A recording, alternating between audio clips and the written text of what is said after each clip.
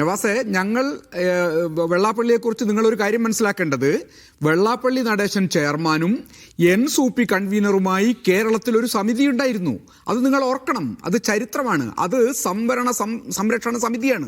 ആ സമിതിയുടെ നേതൃത്വത്തിൽ കേരളത്തിലെ പിന്നോക്ക ന്യൂനപക്ഷ വിഭാഗങ്ങളെല്ലാം സമരരംഗത്തായിരുന്നു. ഞങ്ങൾ ഉൾപ്പെടെ ആ സമരത്തെ പിന്തുണച്ചവരാണ്.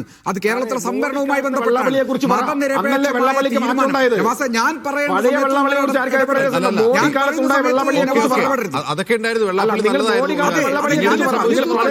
എനിക്കത് പറഞ്ഞു തീർക്കാൻ അവസരം തരണ്ടേ?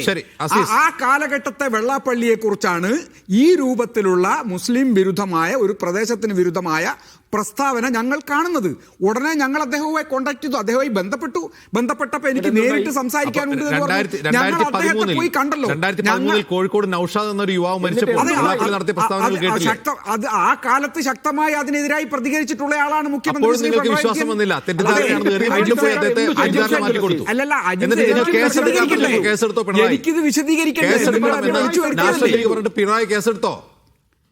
ഞാനത് വിശദീകരിച്ചോട്ടെ, പ്ലീസ്. എനിക്കൊരു സമയം തരൂ. ശരി, നിങ്ങൾ ഏകപക്ഷീയമായി പറഞ്ഞാൽ എങ്ങനെയാണ് നടക്കുന്നത്? ഞങ്ങൾ വെള്ളാപ്പള്ളിയിൽ പോയി കണ്ടു, നിങ്ങൾ ചെയ്തത് തെറ്റാണെന്ന് പറഞ്ഞു. അദ്ദേഹം പറഞ്ഞു, ഞാൻ മുസ്ലിം സമുദായത്തെ ഉദ്ദേശിച്ചിട്ടില്ല.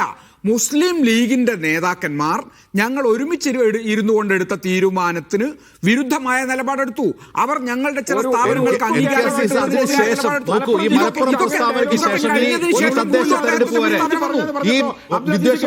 ശേഷം തദ്ദേശ തെരഞ്ഞെടുപ്പ് വരെ വെള്ളാപ്പള്ളി നടത്തി നടത്തിയിട്ടുള്ള വർഗീയ പ്രസ്താവനകളുടെ ലിസ്റ്റ് വേണം നിങ്ങൾക്ക്. വർഗീയ പ്രസ്താവനകളുടെ അത് ഏതെങ്കിലും കമ്മ്യൂണിറ്റിക്കെതിരെയല്ല, മുസ്ലിം സമുദായത്തിനെതിരെ മാത്രമല്ല, കോട്ടയത്ത് ക്രിസ്ത്യാനികൾക്കെതിരെ അദ്ദേഹം വർഗീയത വിളമ്പി. ഇതൊക്കെ ഓൺ റെക്കോർഡാണ്. അതെ, ഒരു സംശയവുമില്ല. അദ്ദേഹത്തിന്റെ വർഗീയ പ്രചാരണങ്ങൾക്ക് ഞങ്ങൾ എതിരാണ്. ആ വർഗീയ പ്രചാരണത്തിനെതിരെ കേസെടുക്കണമെന്ന് നിങ്ങളുടെ ചാനലിൽ വന്ന വാർത്ത നവാസ് കാണിച്ചില്ലേ? പിണറായി കേസെടുത്തോ അതോ ഞങ്ങളത് ആവശ്യപ്പെട്ടു. തെരഞ്ഞെടുപ്പ് കഴിഞ്ഞതിന് ശേഷം MP ഗോവിന്ദൻ മാസ്റ്ററും പിണറായി വിജയനും ഉൾപ്പെടെയുള്ള ഇടതുപക്ഷ നേതൃത്വം പറഞ്ഞതെന്താ? കാര്യങ്ങൾ പരിശോധിക്കും, തിരുത്തേണ്ടത് തിരുത്തും, ചില നിലപാടുകളിൽ മാറ്റം വരുത്തും. ഞങ്ങളത് പ്രതീക്ഷിച്ചിരിക്കുക തന്നെയാണ്, അതിലൊന്നും ഒരു സംശയമില്ല. പിന്നെ ഒന്ന് രണ്ട് കാര്യങ്ങൾ കൂടി എനിക്ക് സൂചിപ്പിക്കാനുണ്ട്.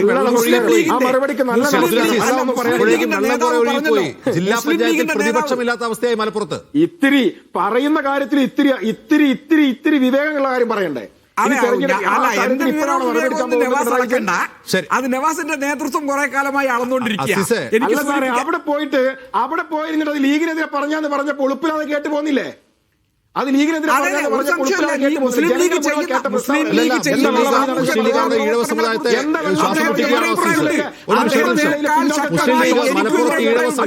ശ്വാസം മുട്ടിക്കുകയാണ് അബ്ദുൽ അസീസ്, ആണോ? എന്താ ജിംസേ? മുസ്ലിം ലീഗ് മലപ്പുറത്ത് ഈഴവ സമുദായത്തെ ശ്വാസം മുട്ടിക്കുകയാണോ? ഞങ്ങളത് ചോദിച്ചു. മുസ്ലിം സമുദായത്തെ അല്ല പറഞ്ഞത്, മുസ്ലിം ലീഗ് നേതാക്കളെയാണ്. മുസ്ലിം ലീഗ് അങ്ങനെ ചെയ്യുന്നുണ്ടോ എന്നാണ് എന്റെ ചോദ്യം. എന്നാണ് അദ്ദേഹത്തിന്റെ വാദം. ഞങ്ങൾക്ക് പല ഘട്ടങ്ങളിൽ എനിക്ക് ഇന്നും അനുഭവമുണ്ട് മുസ്ലിം ലീഗ് അല്ലാത്തവരെ ശ്വാസം മുട്ടിക്കുന്നതിന്റെ. ഞങ്ങളുടെ നാട്ടിലൊക്കെയുള്ള പള്ളി കമ്മിറ്റികൾ, മഹല്ല് കമ്മിറ്റികൾ, അവിടുത്തെ ഔദ്യോഗിക അങ്ങനെയുള്ള മതസംവിധാനങ്ങൾ, അതിലൊക്കെ ഞങ്ങളൊക്കെ ജീവിച്ചു പോകുന്നത് എങ്ങനെയാണെന്നുള്ള അജിംസ് മനസ്സിലാക്കണം. ശ്വാസം മുട്ടിക്കുക മാത്രമല്ല, ഞെരിച്ചങ്ങ് അമർത്തി കളയുക. അപ്പൊ എനിക്ക് ഒരു ഇദ്ദേഹത്തെ നവാസിനോട് പറയുന്നത്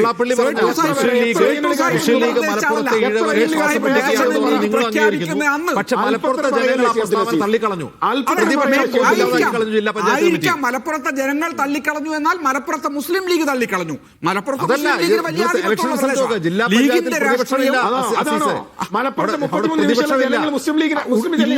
മുസ്ലിം ലീഗിന്റെ രാഷ്ട്രീയം മുസ്ലിം ലീഗ് നടപ്പാക്കി.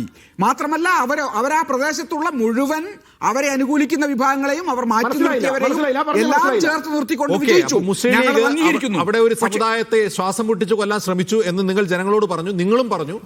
അതിൽ ജനങ്ങൾ കൊടുത്ത മറുപടി അവിടെ പ്രതിപക്ഷം പോലും നേരത്തെ സൂചിപ്പിച്ചതുപോലെ എന്തുകൊണ്ട് പറഞ്ഞു എന്ന് ഞങ്ങൾ ചോദിച്ചു.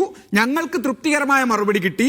പക്ഷേ തുടർന്നും അദ്ദേഹത്തിന്റെ പ്രസ്താവന ഇതുപോലെ തന്നെയായപ്പോ അദ്ദേഹം തിരുത്താൻ പോകുന്നില്ല, നടപടിയെടുക്കണം എന്ന് ഞങ്ങൾ ആവശ്യപ്പെട്ടു. പിന്നെ നവാസിനോട് എനിക്കൊരു കാര്യം പറയാനുള്ളത് ഒരു ഈ ബൈറ്റ് കൊടുത്തു, നിങ്ങൾ അവസാനിപ്പിച്ചു. അജിംസിന്റെ അപ്പോൾ മീഡിയ സ്ഥാപനമായ ഒരു ബൈറ്റ് കൊടുത്തു, മീഡിയ നിങ്ങൾ അവസാനിപ്പിച്ചു, വണ്ണിന്റെ അല്ലേ? പ്രിന്റ് മീഡിയ ഉണ്ട് അതല്ല, മാധ്യമം. നിങ്ങൾ ആ മീഡിയ ഒരു ബൈറ്റ് മാധ്യമം കൊടുത്തു, നിങ്ങൾ അവസാനിപ്പിച്ചു. 1994 ഏപ്രിൽ 24 തീയതി ഇറങ്ങിയ ഇത് മാധ്യമ പറഞ്ഞു പത്രത്തിന്റെ മനസ്സിലാക്കിയില്ല, സീസ്. നിങ്ങൾ ഒന്നാം എന്ത് ചെയ്തു? പേജിൽ വന്ന അതേ സേഠ് സാഹിബ് ചിലപ്പോൾ നിങ്ങൾ മീഡിയ വണ്ണിന് ഒരു ബൈറ്റ് കൊടുത്തു, ഇതെല്ലാം കെട്ടിപ്പൊട്ടി വെച്ചു, നിങ്ങൾ ആ തിരിച്ചു പോയി. പ്രസംഗത്തിൽ സേഠ് സാഹിബ് പിണറായി പറഞ്ഞത് വിജയൻ ജിന്ദാബാദ് വിളിച്ചു. മതാധിഷ്ഠിത രാഷ്ട്രീയത്തിന്റെ കാലം കഴിഞ്ഞു, ഇനി മതനിരപേക്ഷ രാഷ്ട്രീയത്തിന്റെ കാലമാണ്. പിന്നോക്ക ന്യൂനപക്ഷങ്ങൾ യോജിച്ചു നിന്നുകൊണ്ട് സംഘുപരിവാർ ഫാഷിസത്തെയും ന്യൂനപക്ഷ വിരുദ്ധം ഉൾപ്പെടെയുള്ള രാജ്യത്തെ രാഷ്ട്രീയത്തെയും നിങ്ങൾ എതിർക്കേണ്ടതുണ്ട്. സാമുദായിക ഇത് രാഷ്ട്രീയമാണ് ഇത് വന്നത് അങ്ങനെ മാധ്യമ എതിർക്കുന്ന പത്രത്തിൽ ഭാഗമായി പാടില്ല. അപ്പോൾ സേഠ് സാഹിബ് അങ്ങനെ പറഞ്ഞിട്ടില്ല. അങ്ങനെ ഒരുമിച്ച് നിന്ന് എതിർക്കുന്ന അദ്ദേഹത്തിന്റെ യുഡിഎഫിന്റെ അസ്തിത്വം ഭാഗമായ പണയം പ്രശ്നമാണ്. വെക്കുകയാണ് അത് സമുദായിക രാഷ്ട്രീയമാണ്, അത് അദ്ദേഹത്തിന്റെ മതരാഷ്ട്രവാദമാണ്. അദ്ദേഹത്തിന്റെ അറിവില്ലായ്മയാണ്, അദ്ദേഹത്തിന്റെ പ്രായക്കുറവ് കൊണ്ടാണ് ഞാൻ അംഗീകരിക്കുന്നു. അത്രേ ഉള്ളൂ. പക്ഷേ ചരിത്രം പഠിക്കണം. ആ ഒരു വ്യാഖ്യാനം നിങ്ങളും അംഗീകരിക്കുന്നു, അത്രേ ഉള്ളൂ. ഏതായാലും സുലൈമാൻ സേഠ് എന്താണ് പറഞ്ഞതെന്നൊക്കെ ചരിത്രത്തിൽ രേഖപ്പെട്ടതാണ്.